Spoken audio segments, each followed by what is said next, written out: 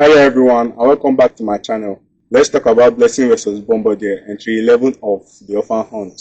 If you haven't read any of the previous chapters of Barbara Occult and the Breath of Life, you can just visit my website pt1.com to catch up with. So let's get into the video.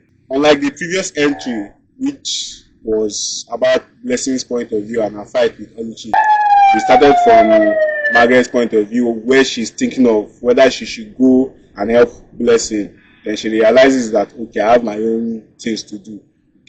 And so she wants to go through that. There are two atriums in the department. And these two atriums are separating. That's the lecture hall 1 on the right hand side, lecture hall 2 on the left hand side. Then in the middle is the dueling ground. And it's this dueling ground that Blessing and Oluchi, or Blessing spared Oluchi into, where they will start their own duel. So, what's her name? Margaret will want to run straight into the rear lobby, which is where she knows that the Transfiguration Squad, that's Bombardier, Nkemjika and Eddie, that's where they are right now. But she realized that, okay, this hooded man, that's the woman who can control vines and things like that, who was fighting Oluchi and the other warlocks, is there and is blocking the way, so she can't go through the unless she wants to die. So she decides to take the long way, go around through the entrance lobby. You get. So it's why she's running through this thing that she and Bombardier will clash. And before that, Bombardier was also with the Transfiguration Squad in the air lobby. But when they are face to face with the troll, this guy, Nkemjika and Eddie will like say, okay, let him run while they try to hold off this guy, you get, and he will now start running, and that's where him and Margaret will clash. Or there's something I want to do with Bombardier, like give him a sort of character arc, and that's why when Nkemjika and Eddie were like, let him run, so they'll hold this guy back, and he's like, this guy is crazy, can't they feel how much more powerful this hooded man is than them? Or are they not afraid to die? Don't they know that their life should be the most important thing to them? Something like that. Yeah, and that's kind of set up for a character arc I want to give him in this line. That will lead up to his backstory and things like that. So when him and Margaret clash, because he's holding the briefcase, obviously the briefcase will fall while the force of their clash will push them apart. So when he gets up and realizes that the briefcase is on the ground, he will try to die for it, but then Margaret will point her wand at him and like trying to throw the briefcase over because he has gotten the briefcase. But he's in the argument about whether, because he's calling her bluff, he doesn't believe that she is capable of hurting him, you get. Because they are familiar, they have been classmates for the last 3 months since the semester began, so they know each other and they know what the other can do. In his mind, Margaret isn't any good at magic, and at the same time she's a very kind-hearted person, so she wouldn't be able to. So the usual threats are where she will shoot a blasting spell and narrowly miss him. That's when we know that, okay, she's actually serious. And when he throws the briefcase for her, and this one is something I got for all these spy movies where you're pointing gun at someone, you're like, give me this thing, and for some reason the person will throw it and you'll be like, ugh. You will look up and the person will now have the chance to attack you, something like that. That's where I got the idea for. I said, okay, why she threw the briefcase, and now scared that, okay, her eyes, she made the rookie mistake of following the briefcase with her eye and losing sight of Bombardier who was in her front. And that's when he brought out his wand and fired a spell. That's when Margaret grabbed the briefcase and used it to block the spell. Then nearly pointed her wand, and at the same time both of them rolled a spellium as the disarming spell. And so both of their wands was ripped out of their hands. But the thing is that if you know Margaret based on the previous chapter 4 where her and Barbara first met, you know that Margaret has 2 wands. So while Bombardier ran to get his wand that was disarmed from him, and all that time is going to take, Margaret was like exhilarated because she knew that, okay, this is her victory. So she took out her wand, and thinking that this is a victory, she said that, okay, Bombardier realized that she had 2 wands, so he abandoned his chase for his own wand and rushed out and grabbed her hand. And that's when he started telling her to give up. I say stop, Bombardier roared, slamming his forehead into her nose. obviously it's going to hurt now. So pain shots through her face like slow burning bolts of electricity, each one clawing towards her parietal lobe. This parietal lobe, this thing, I was just looking for ways to describe pain, you get, and I don't know why. I don't know why in my this thing, while I was researching for ways to describe pain, I kept on having this idea of there should be a part of the brain that is responsible for pain and things like that, because I know there are parts of the brain that are responsible for different things like memory or this one or that.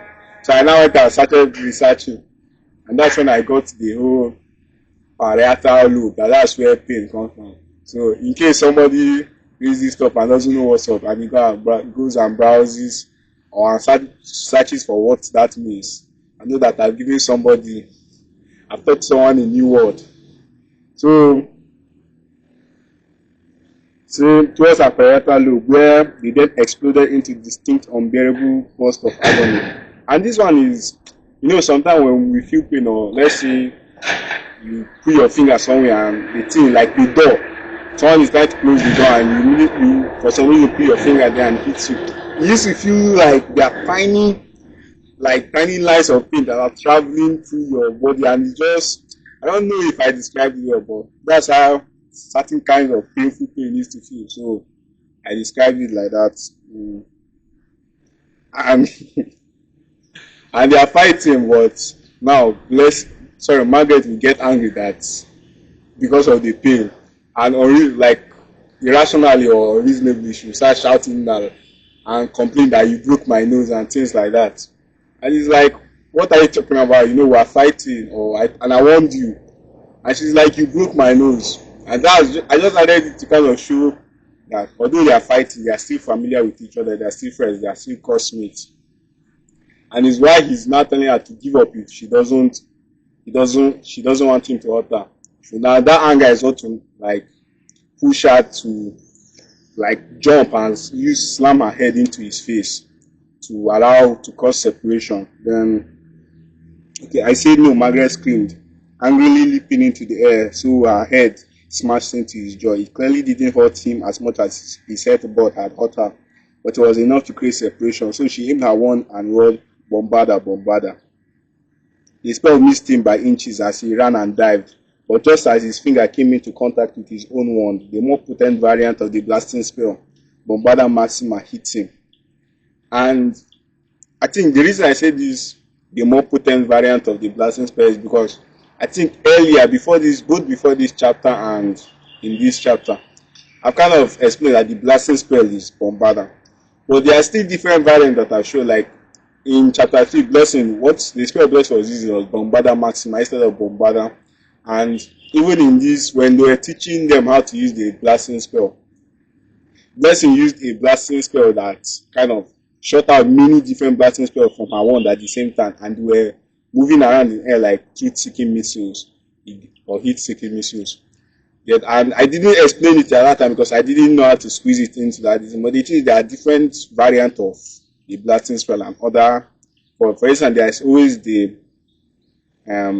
projectile version, which is you see the spell going like a beam or something. And there is a non-projectile version where nothing is going and you can't dodge that one, unless maybe you already have a spell that protects you, but you can't dodge it because there is no nothing for you to dodge. And there's also like the omnidirectional versions of all these spells, where it's like just a blast or an explosion. There are different variants, so I just kind of put this, the more potent variant of the blasting spell, so people know that all these basic dueling spells have their different variants and things like that. Okay, so that's Bombarda Maxima hitting. Then what I wrote was the blue explosion with his black highlights filled the passage, and I don't know why I like that black highlighting, and that's because in JJK, I think it's mainly in the manga, or is it also in the anime? Whenever someone like Yuta or Yuji is using their cost energy, it's always like depicted as like maybe white, then there will not be black highlights over it. I like that aesthetic. So the blue explosion with his black highlights filled the passage, and Mori pushed against the anger in Margaret's heart as she watched, wondering if she'd gone too far. But before she completed the thought now, she will kind of see a a silhouette in the shadow of kind of a cocoon, you get, and that's when maybe on her own perspective she realize, okay, this is what's going on, because she knows Bombardier, she knows his ability, you get. So she realize, okay, what she did actually didn't hurt him, and in fact she's the one in trouble, and that's when she will start rapid firing blasting spells. Then that's why I will not do flashback, because so far I think I've dropped some hints about like the animagus spell.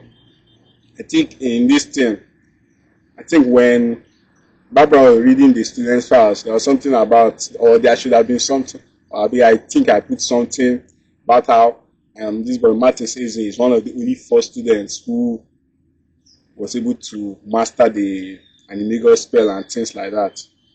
Anyway, so, and I think even the fact that Semra could turn someone into a rat in chapter 1 is foreshadowing for this stuff. Yeah, but still, I felt like, obviously, you still have to explain it. You can't just have someone turn into like an animal or something in the middle of a fight. That's why I now decided to put a flashback where their transfiguration course lecturer is teaching them about this, about the animagus spell, and it's kind of telling them about how, let me just read it. Okay. In the past, the animagus spell was limited to the uses of espionage, transportation, and communication. Their old lady professor of population had told them during the lecture. And this, I think I read it like last month. I wrote this file last month, and when I was writing it, obviously, I just like, it was in the moment I decided that, okay, I need to actually kind of set up or do a flashback to show them teaching these students this spell. But when I write it, and I started writing, I was like, who will I now, which name will I give the lecturer? I do not know any name to give the lecturer or teach them. I don't even know what the lecturer will look at, things like that. So I just say, okay, the person who used to teach this stuff in Harry Potter, which is where I got the animagus spell idea from, was Lady McGonagall. Obviously, I can't use that Lady McGonagall name, so I just decided to make it an old lady and just describe the person as an old lady. So that's what I did. The old lady professor of procreation, I told them during the lecture. While I don't advise it, because a simple disarming spell could rip the wand from the animagus body, which is that when you transform into an animagus, you are merging with your wand. So someone who just uses a spelling hammer, your wand will rip from your body, and now you are wandless and you are back to a human form. So huge at disadvantage. So you see, while I don't advise against it, because a simple disarming spell could rip the wand from the animagus body, the Grand Sorceress is convinced some among you are special and might find ways to circumnavigate this weakness. Selma was rewarded with her fates, and after just 2 months, 4 of them had learnt the spell. In fact, they went beyond just learning and added an interesting tweak to the human and animal transformation, which allowed them to attain the best of both worlds by resting somewhere in between. They were back to the present time, and the essence cloud will begin to clear, and that's where we'll see this guy for the first time. So what I wrote is the essence cloud began to fade, so the Electra unfurled, revealing a humanoid Bombardier beetle beneath, the figure encased in light brown and black exoskeleton. So what this is I think I've said it multiple times that this entire arc is inspired by Shibuya incident arc. So when I was trying to break down Shibuya, and like, obviously if you're a doctor, if you want to solve a sickness or something, you need to open the body and see the inside, see the anatomy. So I was breaking it down. So basically I wrote down all the fights in Shibuya. I was like, which fight will I have that will replace this fight? Which fight will I have that will replace this fight? You get, which fight will I have that will take this one place, and things like that. So I looked at that Yuji versus Kogai, which is that grasshopper course in Shibuya incident that Yuji fought at the beginning. So I was like, okay, I need a fight that will replace this fight. I said, okay, why don't I make it that there is a guy, a member of the Lesser Evil Revolution or something that can turn into a insect similar to this grasshopper. Get. But obviously, since after some time of thinking, I decided that, okay, it's going to be Margaret that I'll give this fight. And I also decided that, okay, this is going to be a member of the Transfiguration squad, this new squad I'm forming, and it's going to be like a gauntlet kind of something where Margaret fights one of them. After she fights one of them, she fights the next one. After she fights the next one, she fights the next one because they are the ones who are holding the briefcase, and Blessing is after the briefcase. Sorry, Margaret is after the briefcase. That's why I decided, okay, this fight has to actually be interesting because since it's going to be Margaret who is fighting and she's kind of the main character of this arc, it has to be interesting. It has to build both her character a bit and this guy's character. So I said, okay, I need to give him an animagus form that is actually going to be interesting. And that's where I started researching multiple different insects and I came across a YouTube short video about the Bombardier beetle where they can shoot hot acid from their pygidium gland or something. That's they bend their thorax and shoot acid at predators. So I started imagining what if their the acid they shoot was instead of just normal acid, it would be lava and things like that. I just started imagining. But basically it was this like Bombardier beetle and I said okay, this Bombardier can turn into a Bombardier beetle. And that's where he got the nickname from Bombardier. So he dodged the blasting spell. Person Margaret had pretended to me so they could look back towards him unnoticed.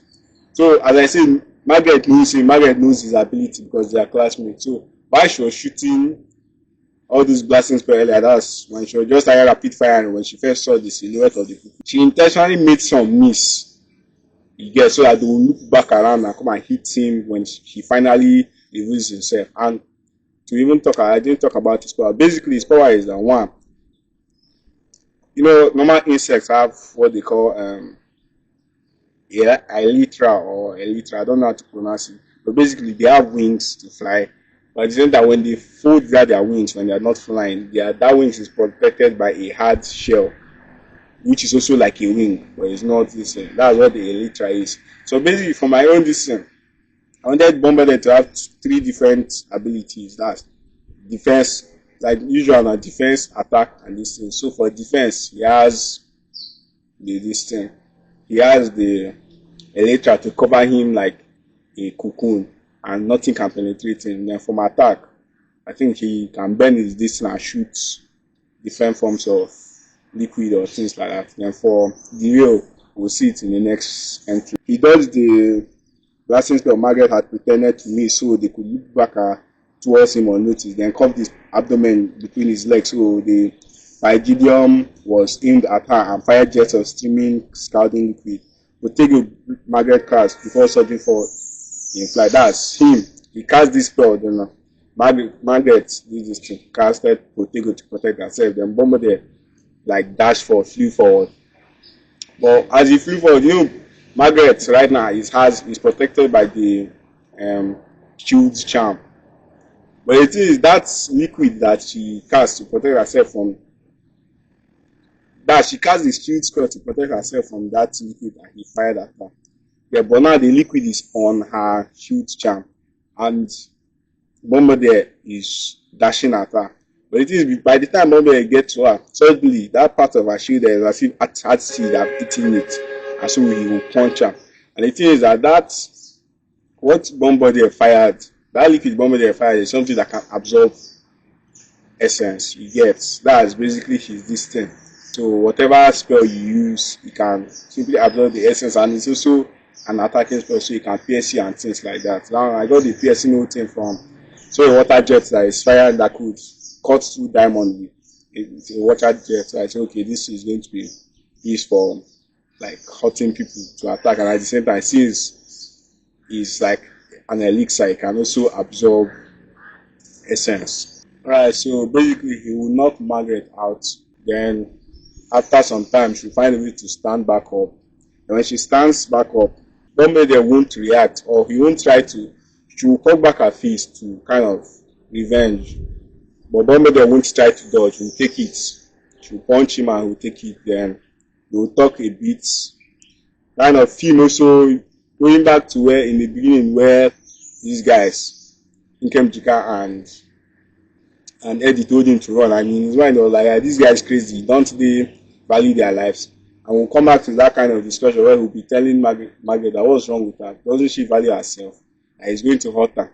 Yet, so we'll punch her back. And this whole kind of in the next few this now is basically kind of a punching match where they are going band for band, and who punch Margaret to punch back, who punch Margaret to punch back, and things like that. And this whole part, and at the same time, part of also the inspiration for Bombardier came from Sanjiru in Solo Leveling versus the Ant King, where they are kind of fighting and is boom, boom, boom. At the beginning of that their fight, where is punch for punch, punch for punch. That's where I got the whole thing.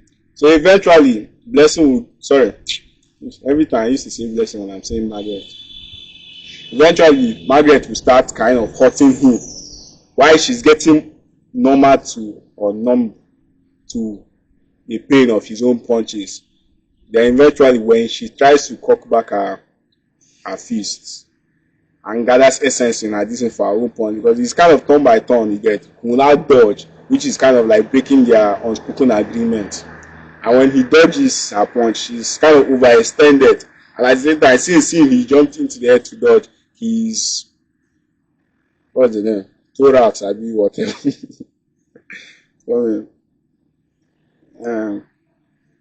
Okay, he jumped into the air to dodge, and now the nozzle of his pygidium was right at her torso. With that, his thorax was right like at her torso, and he's about to fire another of that liquid at her. So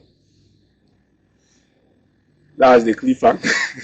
That's the cliffhanger end of this chapter. Whether he's actually going to be successful and hurt her like that and kill her like that, or she'll find another way, but who knows? But she's overextended, there's nothing she can do. Anyway, that's the end. When the next entry and the next part of this fight will drop on Friday, so we'll see how it goes. Please like this video, subscribe to the channel, and keep moving.